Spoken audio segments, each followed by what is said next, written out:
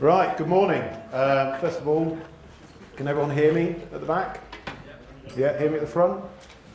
Yeah, everyone okay? Come on, a bit more noise. Yes, Andrew. Thank you very much, thank you very much. We need to get you all a bit lively. So, first of all, welcome to the first Be Brilliant, Your Digital Future conference.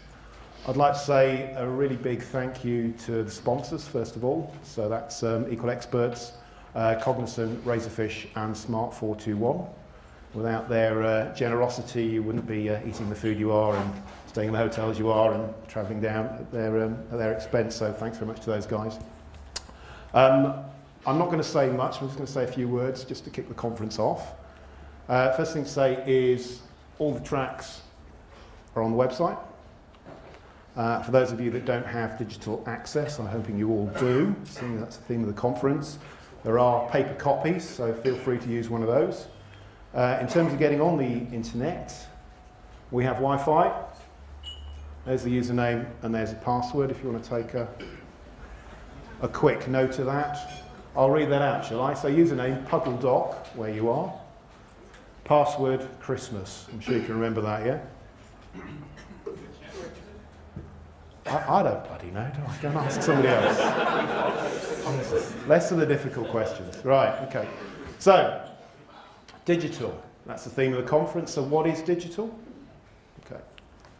Does it have anything to do with strawberries, do you think? What do you reckon?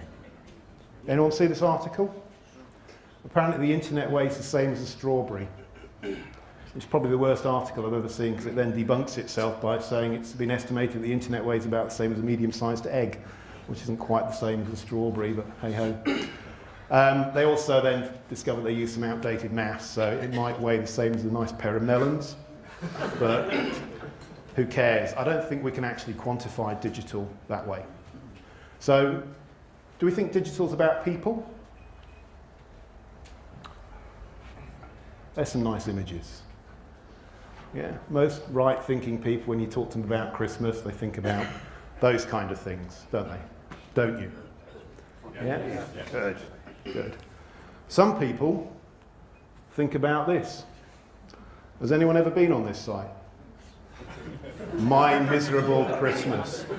Sunshine House, thank you, Graham. Excellent. I'd recommend you don't go there if you're feeling a little bit down, because there's about 300 entries there, and Christ, some of the people there have got some issues. I'll just give you some sample content. This one is, I don't condone drug taking, by the way, before we start. Christmas on crack. I will never live down the Christmas I ruined. It then goes on. It's pretty miserable, so I won't go through that. So it ends on a bit of a higher note. So I'm off crack this Christmas, so that's good. But this year, I'm working till 11 p.m. Christmas Eve, while my boyfriend is doing coke with his drug addict uncle, and will probably drive home drunk if he comes home at all. I need a drink, ... That's Jenna from Canada. Okay. So the point I'm making there is not to try and depress you, but she's got a platform, she's got a voice. Pre-digital, no one would have listened to her. Yeah. So there's all sorts of people out there with all sorts of voices, all sorts of interests. So talking of diverse and specialist interests, does anyone want to see some porn? Come on, it's Christmas. Let's have a look, shall we? Okay. So this is a site that Julian Brown put me onto. It's, I shall give you a view of some of the sample content in there. Lovely thatch, look at that. Nice curves. Completely beyond parody. I've no idea why they've got a picture of that, but go and have a look. So there's people there with pictures of bloody cabins they've decided to put up there. So talking about diversity on the web. Here's the next slide. Don't know if anyone's been on this site. Ugly Renaissance babies. I got this LinkedIn from somebody I follow on Twitter. It's brilliant. So what this is people are going out and finding pictures, nice Renaissance pictures, and putting them up there where they think the babies look a bit ugly. Here's one. And here's another one. I'd recommend you go and have a look at the site. It's quite amusing because, Christ, they are ugly. So there's a lot of diversity out there. I've just shown you a couple of amusing sites. Obviously, you can find your own. It's also big. Yeah, I don't know if any of you have seen this picture before, but this is an installation that somebody's done in an art gallery, and I think it's in Holland, I think Amsterdam. And this is a physical manifestation of all the photos uploaded to Flickr in one 24-hour period. Yeah. So it covers the entire gallery. So, as you can see, it's big. And when I talk about digital being big, I mean really, really big. If we look at the stats, back in June 2010, it was estimated that 1.97 billion internet users. That's a lot of people. They're also producing a hell of a lot of content. So back in 2009, the estimate of the world's digital content was equivalent to 487 billion gigabytes, which is still less than half a zettabyte. I don't know if anyone's heard of zettabytes. That's the new measurement. And I don't think it's going to be long before we start talking about multiples of zettabytes, the amount of content that's being generated by everyone every day. And what are they doing? Well, here's one of the places they go to. Facebook, I mean, the stats talk for themselves, 800 million active users. 50% of those people, those active users, access Facebook at least once a day. There's 400 million people. And 350 million access Facebook from mobile devices. So there's an opportunity. Eh? Talking about networks, networks are everywhere. Here's just a few I pulled out. And all these networks, what they have in common is they all use nice, friendly web services. They can all interconnect. They can, if they want to, it all works together.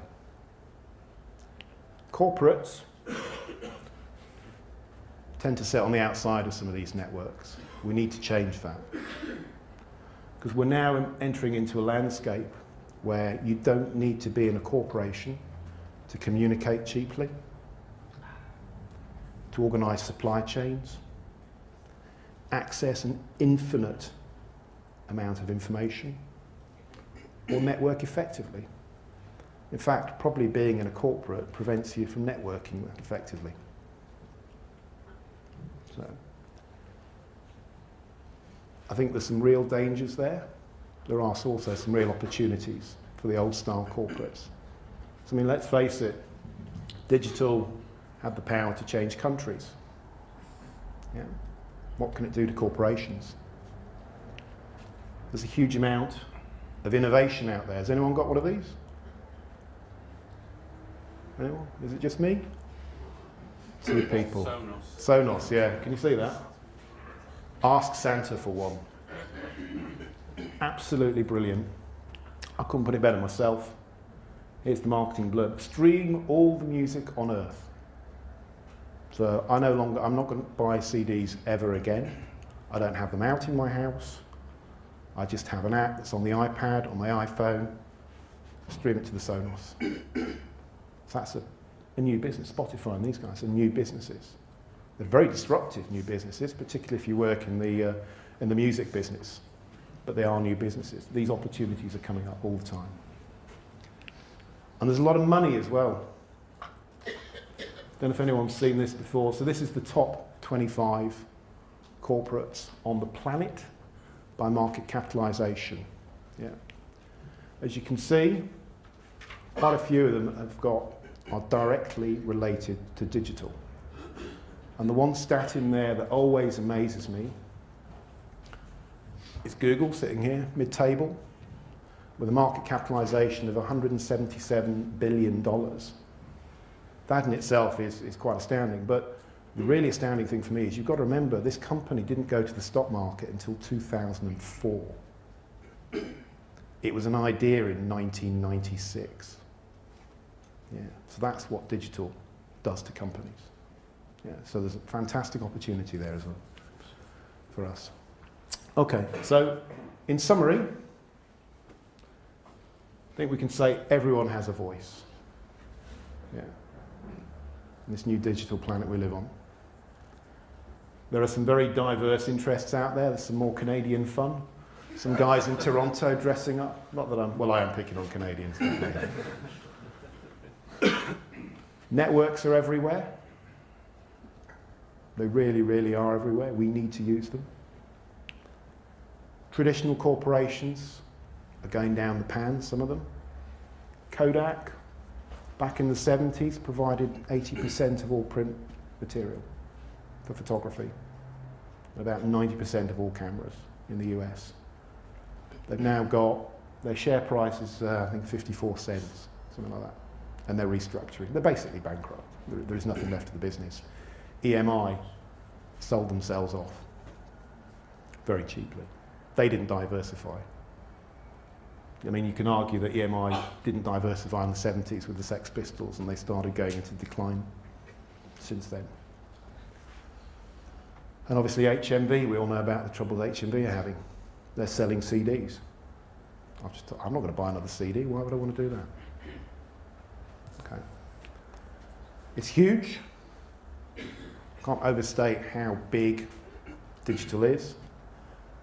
And what that means is there are massive, massive opportunities for people in the digital space.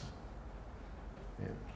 So what I hope is that today, from what you're going to hear and what you're going to see, it's going to give you some more information about digital and help you understand the opportunities that are out there and how you can exploit those for the benefit of Telefonica and, more importantly, for yourselves as individuals. Okay? So that's all I'm going to say. I'm going to leave it up to people who are more interesting than I am throughout the day. In terms of the tracks, digital trends, which is in this room, this is Clifford room. Delivery and Agile is in Wright and Bailey, which is just out the door and to the right. And then the third track is in the Miles room, which is, cunningly enough, miles away. So it's a 2-minute walk, but there will be people on hand to show you where that is. If you want to hop between the different tracks, feel free, that's the whole point. Nobody's going to take a register, you go to whichever you want to. Everything is being videoed, which is why I'm wearing 2 mics, it's not my ego. So all of this will be available online at a later date. So thanks for coming. I hope you enjoy the day. Thank you.